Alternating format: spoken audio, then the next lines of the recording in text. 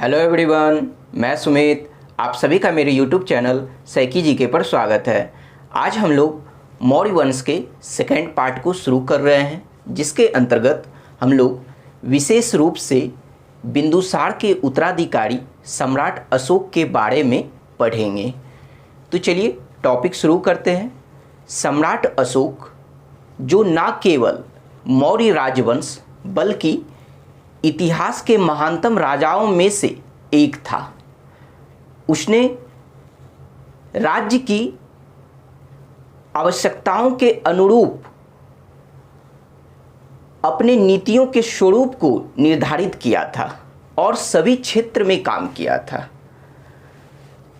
सम्राट अशोक ऐसे पहले शासक थे जिन्होंने अपने अभिलेखों के द्वारा सीधे अपनी प्रजा को संबोधित किया। अर्थात कहने का मतलब यह हुआ कि अशोक ऐसे पहले शासक थे जिन्होंने अभिलेखों के माध्यम से जनता तक अपने संदेश को पहुंचाने की कोशिश की। तो अब हम लोग बात करते हैं अशोक के शासन काल के बारे में। अशोक का जो शासन रहा तो वह 273 ईसा पूर्व या फिर 269 ईसा पूर्व से लेकर 232 ईसा पूर्व तक अशोक ने शासन किया। ठीक है, तो यहाँ पर हम लोग देख रहे हैं कि 273 या फिर 269, तो यह क्यों है? तो इस बात को हम लोग समझेंगे जैसे जैसे आगे बढ़ेंगे, तो यह बात हम लोगों का क्लियर हो जाएगा। ठीक है, तो अब हम लोग बात करते हैं स्रोत की कि अशोक के बारे में हमें जानकारी कहाँ से प्राप्त होती है। तो अगर मुख्य रूप से बात की जाए तो अशोक के बारे में हमें जानकारी वह अशोक के अभिलेखों से ही प्राप्त होती है। ठीक है, मुख्य रूप से बात की जा रही है। वैसे तो हमें अशोक के बारे में कुछ साहित्यिक स्रोतों से भी पता चलती है, लेकिन अगर मुख्य रूप से बात किया जाए तो वह अशोक के अभिलेखों से ही हमें अशोक के बारे में जानकारी प्राप्त होती है। अशोक का अधिकांश अभिलेख प्राकृत भाषा एवं ब्राह्मी लिपि में लिखा गया है, जबकि इनके कुछ अभिलेख खरोष्ठी, अरमाइक एवं ग्रीक लिपि में भी लिखा गया है। तो यहाँ पर हम लोग इनके अभिलेख के बारे में उतना चर्चा नहीं करेंगे, क्योंकि जब हम लोग नेक्स्ट पार्ट में मौर्य कला को पढ़ेंगे तब वहाँ पर हम लोग अशोक के अभिलेख के बारे में विस्तार से चर्चा करेंगे। ठीक है, तो चलिए अब हम लोग बात करते हैं कि अशोक के प्रारंभिक जीवन के बारे में। तो अशोक का प्रारंभिक जीवन की बात करते हैं तो सर्वप्रथम अशोक की माता का नाम क्या था? तो इनकी माता का नाम श्वद्रांगी था, जिन्हें धर्मा भी कहा जाता था। ठीक है, अब बात करते हैं कि बौद्ध साक्ष्यों के अनुसार अशोक को बिंदुसार के शासन काल में अवंती, जिसकी राजधानी उज्जैन थी, तो यहाँ का प्रशासक अशोक को नियुक्त किया गया था। कब नियुक्त किया गया था? तो यह बिंदुसार के शासन काल में जो है उन्हें अवंती का प्रशासक नियुक्त किया गया था। ठीक है, और यह बात हमें कहाँ से पता चलती है? तो वह बौद्ध साक्ष्यों के अनुसार इस बात की हमें जानकारी होती है। ठीक है, अब क्या है कि उज्जैन जाने के क्रम में, ठीक है, अवंती की जो राजधानी उज्जैन थी, तो यही उज्जैन जाने के क्रम में अशोक का विवाह मध्य प्रदेश के विदिशा या फिर वेशनगर के व्यापारी की पुत्री देवी से हुआ। ठीक है, और इनसे 2 संतान हुआ, एक संघमित्रा जो इनकी पुत्री थी और दूसरा महेंद्र जो इनके पुत्र थे। तो यहाँ पर विदिशा या वेशनगर, तो वेशनगर का प्राचीन नाम विदिशा था। ठीक है, अब क्या है कि अशोक के 2 अन्य पत्नियों के बारे में भी जानकारी प्राप्त होती है, और वह 2 अन्य पत्नियां कौन कौन से हैं? तो उनका नाम है कारुवाकी और दूसरा ओशंगमित्रा। इनकी पुत्री का नाम संघमित्रा है, लेकिन इनकी एक जो पत्नी थी इनका नाम था ओशंगमित्रा। ठीक है, तो कारुवाकी का उल्लेख तीवर की माता के रूप में इलाहाबाद स्तंभ लेख पर किया गया है। ठीक है, तो अगर आपसे यह पूछे कि तीवर की माता के रूप में इलाहाबाद स्तंभ लेख पर उल्लेख किनका किया गया है, तो वह कारुवाकी का किया गया है। अब हम लोग बात करते हैं कि अशोक शासक बनने से पूर्व, यानी जब यह मगध की गद्दी पर नहीं बैठा था, तो उसके पहले इन्होंने नेपाल पर विजय प्राप्त कर लिया था, यानी नेपाल को जीत लिया था, और नेपाल में ही ललित पतन नामक नगर का निर्माण करवाया था। ठीक है। और अशोक ने बिंदुसार के शासन काल में तक्षशिला के विद्रोह को दबाकर अपनी योग्यता को साबित किया था। ठीक है। तक्षशिला के विद्रोह को अशोक ने ही दबाया था बिंदुसार के शासन काल में। और झेलम नदी, जिसका प्राचीन नाम बितस्ता भी है, तो झेलम नदी के तट पर श्रीनगर नामक नए नगर का निर्माण कराया था। तो श्रीनगर नामक नए नगर का निर्माण किसने कराया था? तो वह अशोक ने करवाया था। कहाँ पर? तो झेलम नदी के तट पर, जिसका प्राचीन नाम बितस्ता है। अगर हम लोग बौद्ध ग्रंथ महावंश के अनुसार देखें तो अशोक अपने 99 भाइयों की हत्या करके राजगद्दी पर बैठा था। ठीक है। और इसी क्रम में अशोक को 4 वर्ष लग गया। यहाँ जो 273 है और उसके बाद जो 269, तो इसी क्रम में अशोक को 4 वर्ष लग गया। और विधिवत रूप से अशोक का जो राज्याभिषेक हुआ वह 269 ईसा पूर्व में हुआ। ठीक है। यानी मगध की गद्दी पर विधिवत रूप से अशोक कब बैठा? तो वह 269 ईसा पूर्व में बैठा। तो यह पॉइंट आपको क्लियर हो गया होगा कि 273 और 269 में क्या बात थी। तो इसी क्रम में इसे 4 साल लग गया और इस वजह से इनका विधिवत रूप से राज्याभिषेक 269 ईसा पूर्व में हुआ। अब हम लोग बात करते हैं कि अशोक के नामकरण के बारे में। ठीक है, कि अशोक का नामकरण। तो अगर हम लोग, जैसे कि हम लोग यह देखें कि अशोक के बारे में जो हम लोगों को मुख्य रूप से जानकारी प्राप्त होती है वह उनके अभिलेखों से प्राप्त होती है। तो अशोक के सिर्फ प्रथम लघु शिलालेख से, ठीक है, हमें यह जानकारी प्राप्त होती है। यानी अशोक के सिर्फ प्रथम लघु शिलालेख में ही अशोक का नाम अशोक लिखा गया है। ठीक है, यानी प्रथम लघु शिलालेख में सिर्फ अशोक का नाम अशोक लिखा गया।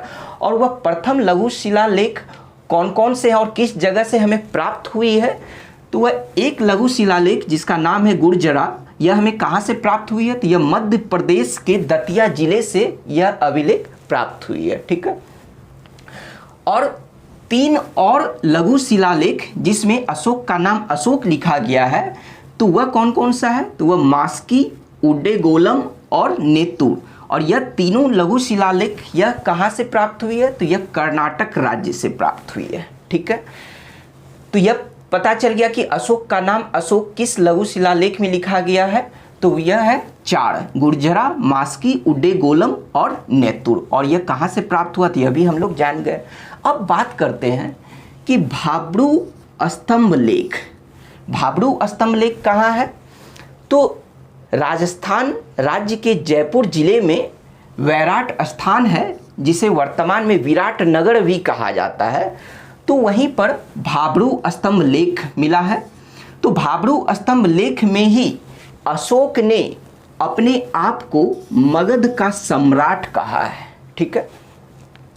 पुराण के अनुसार अशोक को, यानी पुराण में अशोक को अशोक वर्धन कहा गया है। ठीक है। तो ये देख लिए कि हम लोग इनके नामकरण को देख लिए। ठीक है। अब बात करते हैं इनके अभिलेख के माध्यम से कि अशोक का नाम अशोक सिर्फ इनके प्रथम लघु शिलालेख से प्राप्त हुआ है। बाद बाकी अशोक के जितने भी अभिलेख हैं, यानी कह सकते हैं कि अशोक के अधिकांश अभिलेख में इनके उपाधि के बारे में जो है हमें जानकारी प्राप्त होती है। यानी इनके अन्य सभी अभिलेखों में क्या लिखा गया है? तो देवा नाम पिय या फिर देवा नाम पियदसी। ठीक है, जो अशोक की उपाधि थी। ठीक है। अगर आपसे यह पूछा जाए कि अशोक कौन से उपाधि धारण करते थे, तो वह देवा नाम पिय या देवा नाम पियदसी। ठीक है। तो इसका अर्थ क्या है? तो इसका अर्थ है देवताओं का प्रिय। ठीक है, देवताओं का प्रिय। तो इस उपाधि को एक तो अशोक धारण करते थे और दूसरा अशोक के पौत्र दशरथ भी इस उपाधि को धारण करते थे। ठीक है। अब यहाँ पर हम लोग कुछ इंपॉर्टेंट बात को देख लेते हैं कि जैसे कि यहाँ पर लिखा गया यहाँ पर लिखा गया है देवा नाम पिय, ठीक है। तो देवा नाम पिय, हो सकता है कि ऑप्शन में देवा नाम पिय की जगह देवा नाम प्रिय भी लिखा गया हो, ठीक है, तो वो भी सही होगा। और यहाँ पर देवा नाम प्रियदर्शी के जगह पे हो सकता है कि आपको ऑप्शन में प्रियदर्शी भी लिखा गया हो, तो वो भी सही है, क्योंकि 1995 में जो यूपीएससी का प्री एग्जाम हुआ था तो वहाँ पर ऑप्शन में प्रियदर्शी लिखा गया था, ठीक है, तो वो भी ऑप्शन सही है। तो इसलिए यहाँ पर आपको मैं बता दिया हूँ कि देवा नाम प्रिय की जगह अगर देवा नाम प्रिय है तो वो भी सही है, और यहाँ पर प्रियदर्शी की जगह अगर प्रियदर्शी लिखा गया तो वो भी सही है, ठीक है। अब हम लोग आगे चलते हैं। तो अशोक राजगद्दी पर बैठने के बाद, राजगद्दी पर कब बैठा था विधिवत रूप से, तो 269 ईसा पूर्व में। तो राजगद्दी पर बैठने के बाद अशोक केवल एक युद्ध लड़ा और वह युद्ध कलिंग युद्ध के नाम से प्रसिद्ध है। किस नाम से, तो कलिंग युद्ध के नाम से प्रसिद्ध। और यह कलिंग युद्ध कब लड़ा गया था, तो 261 ईसा पूर्व में। तो आइए हम लोग कलिंग युद्ध के बारे में देखते हैं कि क्या है कलिंग युद्ध। तो कलिंग का क्षेत्र, सर्वप्रथम अगर हम लोग बात करें इसके क्षेत्र की, तो कलिंग का क्षेत्र वर्तमान में उड़ीसा का क्षेत्र है, यानी वर्तमान में जो उड़ीसा राज्य है वही पहले कलिंग हुआ करता था, ठीक है। अशोक अपने राज्याभिषेक के 8वें वर्ष, राज्याभिषेक कहने का मतलब यह जो 269 ईसा पूर्व में इनका राज्याभिषेक हुआ था विधिवत रूप से, तो अशोक अपने राज्याभिषेक के 8वें वर्ष कलिंग पर आक्रमण किया, ठीक है, और कलिंग की राजधानी तोसली पर विजय प्राप्त किया, यानी अधिकार कर लिया और कलिंग को अपने साम्राज्य में मिला लिया, ठीक है।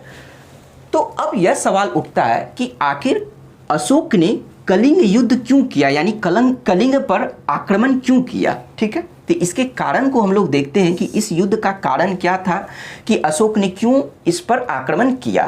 तो चलिए हम लोग देखते हैं, 4 पॉइंट है। तो फर्स्ट रीजन है कि साम्राज्य विस्तार के लिए, ठीक है, एक तो साम्राज्य विस्तार के लिए अशोक ने कलिंग पर आक्रमण किया।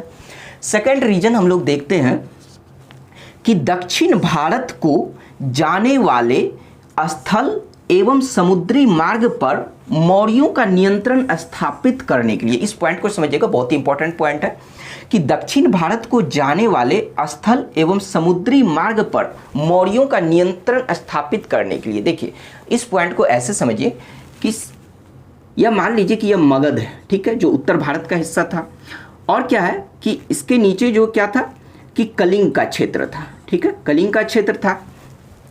तो अब मान लीजिए कि इधर जो है, इधर बंगाल की खाड़ी है, इधर बंगाल की खाड़ी है, ठीक है, यानी समुद्री इलाका है इधर। तो क्या था कि जब उत्तर भारत से दक्षिण भारत जब जाया जाता था तो उस क्रम में स्थल मार्ग भी पड़ता था और समुद्री मार्ग भी पड़ता था, ठीक है। तो क्या था कि जब ये मतलब कि मगध साम्राज्य के लोगों को, यानी यहाँ के शासक को जब दक्षिण की ओर जाना होता था तो इसी क्षेत्र से होकर या तो स्थल मार्ग से होकर जाते या तो फिर समुद्री मार्ग से भी होकर जाते, ठीक है। तो क्या था कि इस दोनों मतलब रास्ते पे, इस दोनों मार्ग पर इस कलिंग का जो है नियंत्रण था, ठीक है। तो अब सवाल यह उठता है कि आखिर कलिंग को अगर अशोक अपने मगध साम्राज्य में नहीं मिलाता तो क्या दिक्कतें आती, ठीक है।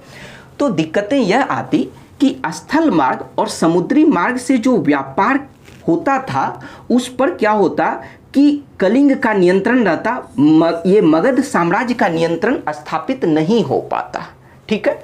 तो इसी वजह से अशोक ने कलिंग पर आक्रमण किया ताकि दक्षिण के साथ सीधे संपर्क स्थापित किया जा सके, चाहे वह स्थल मार्ग हो चाहे वह समुद्री मार्ग के द्वारा हो। और दूसरा यह भी हमें फायदा होता, यह भी उन्हें फायदा होता कि मतलब इन दोनों मार्ग से जो व्यापार किया जाता उस पर इनका यानी मगध साम्राज्य का नियंत्रण स्थापित होता, ठीक है।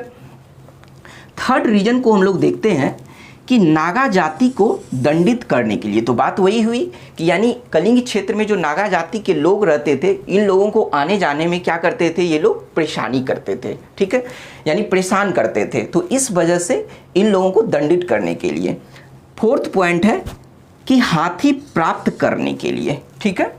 तो यानी इस क्षेत्र में जो हाथी था, इस हाथी को प्राप्त करने के लिए भी अशोक ने कलिंग पर आक्रमण किया। तो ये 4 रीजन है जिसके वजह से अशोक ने कलिंग पर आक्रमण किया। अब हम लोग बात करते हैं कि इस कलिंग युद्ध से क्या क्या क्षति हुई। ठीक है, क्या क्या क्षति हुई। तो इसमें क्षति यह हुआ कि लगभग 1 लाख लोग मारे गए। ठीक है, लगभग 1.5 लाख लोग बंदी बनाए गए, जबकि कई लाख लोगों की जिंदगियां बर्बाद हो गई। ठीक है, उसके साथ साथ और क्या हुआ इस युद्ध से क्षति? तो क्षति यह हुआ कि ब्राह्मण पुरोहितों और बौद्ध भिक्षुओं को भी बहुत कष्ट झेलने पड़े इस युद्ध के कारण। तो अब बात करते हैं कि इस युद्ध के कारण अशोक के जीवन पर क्या प्रभाव पड़ा। ठीक है, तो अब हम लोग प्रभाव देखते हैं। तो क्या हुआ कि इस भारी नरसंहार के वजह से अशोक का हृदय दहल गया। इस युद्ध के वजह से ब्राह्मण पुरोहितों और बौद्ध भिक्षुओं को भी जो बहुत अधिक कष्ट झेलना पड़ा, इससे अशोक को गहरी व्यथा और पश्चाताप हुआ। ठीक है, और इसी कारण, इसी भारी नरसंहार के कारण अशोक ने वेरी घोष का त्याग कर धम्म घोष को अपना लिया। तो अब यह वेरी घोष और धम्म घोष क्या है? तो सबसे पहले हम बात करते हैं, ये दोनों जगह देखिए एक वर्ड है घोष। घोष का मतलब क्या होता है? नीति। ठीक है, और दूसरा क्या है यहाँ पर, जैसे है वेरी। वेरी का मतलब होता है युद्ध, अर्थात युद्ध की नीति को त्याग कर यहाँ पर है धम्म। धम्म का मतलब होता है धर्म, यानी धर्म की नीति को अपनाया। यानी इस भारी नरसंहार के वजह से ही अशोक ने युद्ध की नीति यानी वेरी घोष का त्याग कर धम्म घोष को अपनाया। इस लाइन को हम लोग और भी विस्तार से देखते हैं कि अशोक का अब मानना यह था कि दूसरे राज्यों पर भौतिक विजय पाने की नीति छोड़कर सांस्कृतिक विजय पाने की नीति अपनाई। ठीक है, भौतिक विजय मतलब कि युद्ध के द्वारा अब हम विजय नहीं प्राप्त करेंगे, बल्कि हम धर्म के माध्यम से विजय प्राप्त करेंगे। ठीक है, अशोक का ऐसा मानना था कि किसी भी दूसरे राज्यों पर बलपूर्वक विजय पाने से कहीं ज़्यादा अच्छा, मतलब एक तरह से कह सकते हैं कि धर्म की नीति से विजय पाना था। ठीक है, धर्म की नीति से विजय पाने पे अशोक ने ज़्यादा जोर दिया।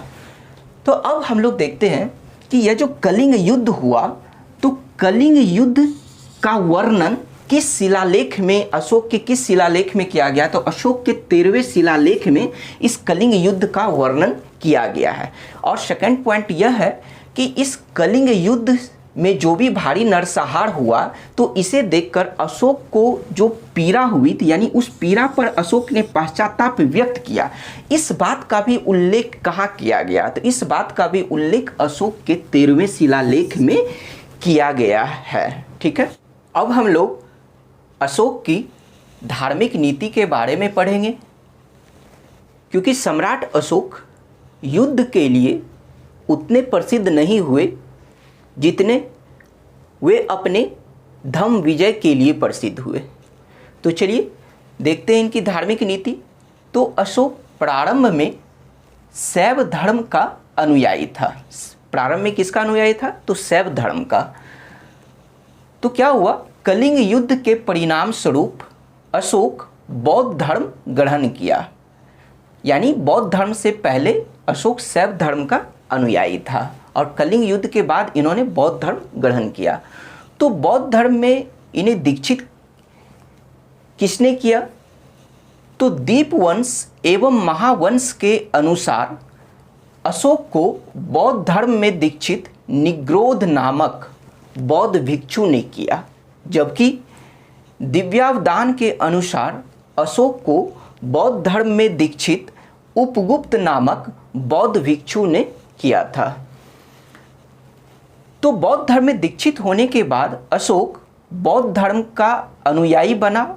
और इसके बाद और कौन बौद्ध धर्म का अनुयायी बना था? तो अशोक के पौत्र दशरथ।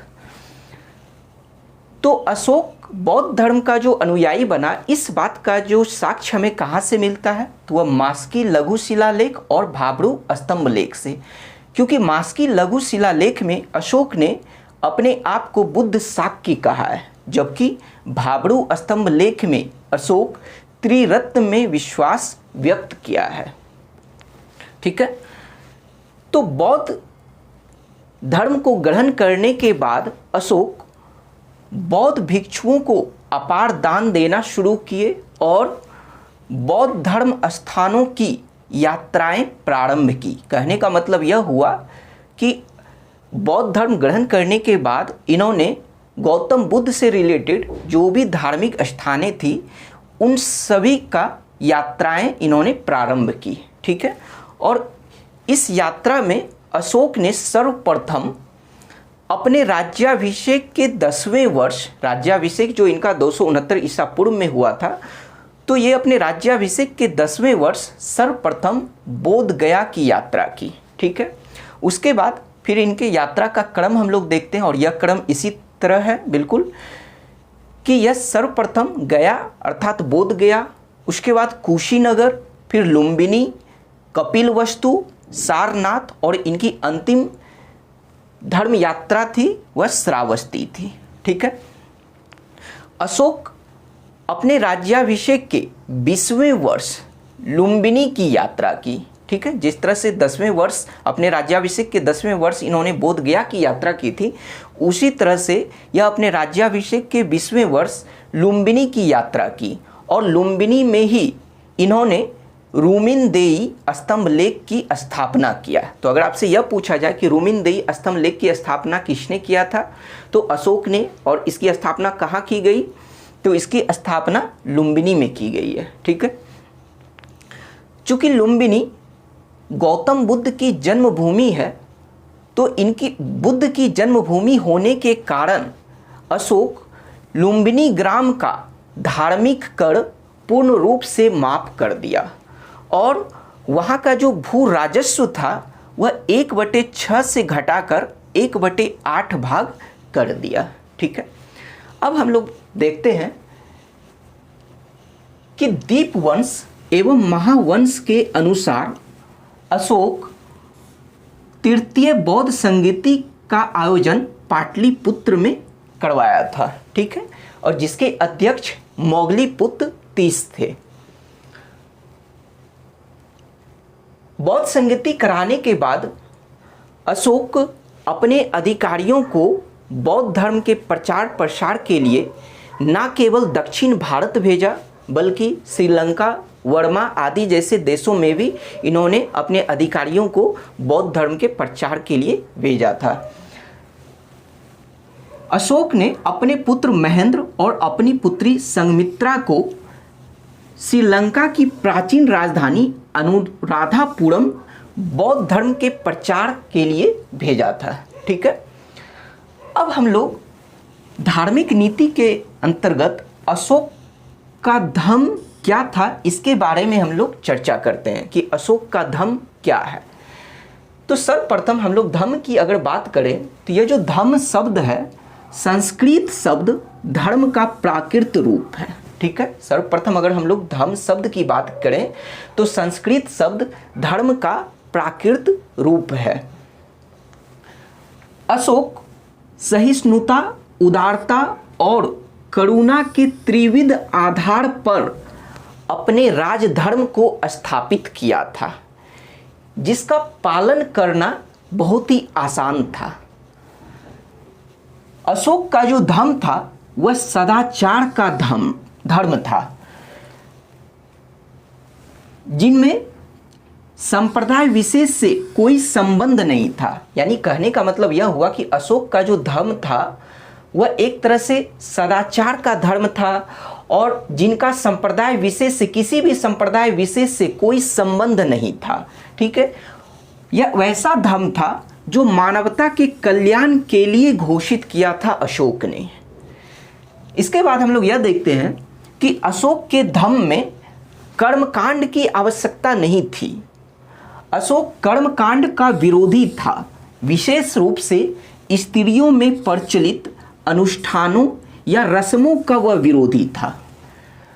अशोक ने जानवरों की बलि पर रोक लगा दी थी और इस बात की जानकारी हमें कहाँ से प्राप्त होती है, तो अशोक के प्रथम शिलालेख से इस बात की हमें जानकारी प्राप्त होती है कि इन्होंने जानवरों की बलि पर रोक लगा दिया था। तो अगर आप इस पॉइंट को देख रहे हैं कि कर्मकांड का ये विरोधी थे, जानवरों की बलि पर रोक लगा दिया, तो इसका मतलब हो सकता है कि कुछ लोगों के मन में यह हो सकता है कि अशोक का धर्म संकुचित था, बट ऐसा नहीं था। अशोक का धर्म संकुचित नहीं था। अशोक ना ही एक संप्रदायवादी शासक थे, बल्कि अशोक एक धर्मनिरपेक्ष शासक थे, क्योंकि अशोक के अधिकांश अभिलेखों में इनकी उपाधि देवानामप्रिय या फिर देवानामप्रियदर्शी लिखा गया है, जिसका अर्थ होता है देवताओं का प्रिय। तो इसी साक्ष्य के आधार पर कहा जा सकता है कि अशोक बौद्ध होते हुए भी हिंदू धर्म में आस्था नहीं छोड़ा था और अशोक सभी धर्मों का आदर किया करते थे। अब हम लोग बात करते हैं कि अशोक अपने बारे में उच्च आदर्श रखा, और यह उच्च आदर्श क्या था? तो राजा का पिता के तुल्य होना। इस लाइन का अर्थ यह है कि अशोक ने अपने अधिकारियों के द्वारा, यानी अपने अधिकारियों को प्रजा में यह कहने के लिए कहा कि राजा प्रजा को अपनी संतति समझता है, अर्थात राजा अपनी प्रजा को अपना संतान समझता है। और इस बात को बताने के लिए उन्होंने अधिकारियों को प्रजा के बीच में भेजा। इन्होंने नारी सहित समाज के विभिन्न वर्गों में बौद्ध धर्म के प्रचार के लिए धम्म महामात्र नामक अधिकारी की नियुक्ति किया, ताकि बौद्ध धर्म का प्रचार समाज के विभिन्न वर्गों में किया जा सके और वह समाज नारी सहित समाज हो। ठीक है। अशोक का उपदेश था कि लोग अपने माता पिता की आज्ञा करें, ब्राह्मणों और बौद्ध भिक्षुओं की आदर करें तथा दासों और सेवकों के प्रति दया करें। अशोक जियो और जीने दो का पाठ लोगों को पढ़ाया। ठीक है, किसका पाठ लोगों को पढ़ाया? तो जियो और जीने दो का पाठ लोगों को पढ़ाया था। ठीक है। तो अशोक ने संपूर्ण प्राणी जगत के कल्याण के लिए सड़कें, कुएं और विश्राम गृह बनवाया, यानी सड़कें बनवाई, कुएं खुदवाए और विश्राम गृह का निर्माण करवाया था इन्होंने संपूर्ण प्राणी जगत के कल्याण के लिए। और इनके अलावा सम्राट अशोक ने मनुष्यों एवं जानवरों की चिकित्सा के लिए भारत का प्रथम अस्पताल एवं औषधि बाग का निर्माण करवाया था। तो अगर आपसे यह पूछा जाए कि भारत का प्रथम अस्पताल एवं औषधि बाग का निर्माण किसने करवाया था, तो सम्राट अशोक ने करवाया था। किसके लिए? तो मनुष्यों एवं जानवरों की चिकित्सा के लिए। ठीक है। विश्व बंधुत्व या भाईचारा का संदेश देने के लिए अशोक को महान शासक कहा गया है। ठीक है। अशोक को महान शासक क्यों कहा गया? तो इसी वजह से कि विश्व बंधुत्व एवं भाईचारा का संदेश देने के लिए इन्हें इतिहास में महान शासक कहा गया है। अब हम लोग इनके साम्राज्य की अगर बात करें तो अशोक का जो साम्राज्य था तो वह असम और सुदूर दक्षिण भारतीय राज्य कहने का मतलब चोल, पांड्य, सत्यपुत और केरलपुत। तो सुदूर दक्षिण भारतीय राज्य में कौन कौन आते हैं? तो चोल, पांड्य, सत्यपुत, केरलपुत और श्रीलंका को छोड़कर संपूर्ण भारतवर्ष अशोक के साम्राज्य के अधीन था, यानी अशोक के साम्राज्य के अंतर्गत था। ठीक है। यानी अशोक कहने का मतलब यह हुआ कि असम, सुदूर दक्षिण और श्रीलंका को छोड़कर संपूर्ण भारतवर्ष अशोक के साम्राज्य के अंतर्गत था, जिसमें अफगानिस्तान भी पूर्ण रूप से आता था। ठीक है। और यह जो सुदूर दक्षिण भारतीय राज्य जिसमें कि यह चोल, पांड्य, सत्यपुत, केरलपुत का जो उल्लेख किया गया है, यह इसका उल्लेख कहाँ किया गया है? इस दक्षिण भारतीय राज्य का उल्लेख कहाँ पर किया गया है? तो अशोक के दूसरे शिलालेख में किया गया है। अशोक का शासनकाल जो था वह 232 ईसा पूर्व में समाप्त हुआ और 232 ईसा पूर्व में समाप्त होने के बाद यानी 30 इनके शासनकाल 232 ईसा पूर्व में समाप्त होने के 30 वर्ष के अंदर ही इनके पड़ोसी राजाओं ने पश्चिमोत्तर भारत पर आक्रमण कर दिया, क्योंकि इनके बाद अशोक के बाद जो भी शासक हुए वह शक्तिशाली शासक नहीं हुए। अशोक की मृत्यु के बाद मगध की गद्दी पर इनका पुत्र कुणाल बैठा था और उसके बाद मौर्य वंश का अंतिम शासक वह बृहद्रथ था, जिसकी हत्या बृहद्रथ के सेनापति पुष्यमित्र शुंग ने इनकी हत्या कर मौर्य वंश को समाप्त किया और शुंग वंश को स्थापित किया। तो इस तरह से हम लोग सम्राट अशोक के बारे में आज के वीडियो में देखें। नेक्स्ट पार्ट में हम लोग मौर्य प्रशासन और मौर्य कला को देखेंगे और इस तरह से हम लोगों का मौर्य वंश खत्म हो जाएगा। तो यह वीडियो आपको कैसा लगा आप हमें कमेंट में ज़रूर बताइए। Thank you.